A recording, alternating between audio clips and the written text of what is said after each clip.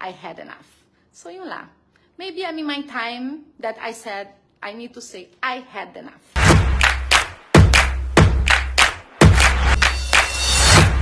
Itinanggi ni beauty queen Priscilla Mires ang pahayag ng kanyang asawang si John Estrada na may mutual agreement tungkol sa kanilang paghihiwalay.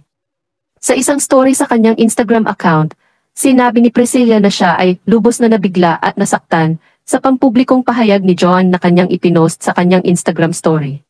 I am deeply shocked and disheartened by Mr. Estrada's recent public statement. To clarify, there was never any mutual agreement regarding our separation. We were married when I left the Philippines, and we remain married as of this time. While there is indeed more to this story, it is not the appropriate time to delve into those details. Regardless of what those may be, however, it won't change the course of faith. I appreciate your constant support, kindness, and love during this difficult time.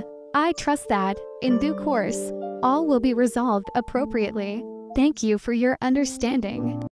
Sinabi ng Miss Earth 2004 na siya ay nagpapasalamat sa suporta na kanyang natatanggap. Tiwala ako na sa tamang panahon, lahat ay magiging maayos. Salamat sa inyong pangunawa. Kahapon, inakusahan ni John na sila ay nagkasundo na magkaroon ng panahon sa loob ng mahabang panahon. Nilinaw rin niya ang tungkol kay Lily Halman na nabanggit ni Priscilla na kasama niya kamakailan sa Boracay. Gusto kong linawin na hindi ako nasa isang relasyon kay Lily Halman o anumang ibang babae.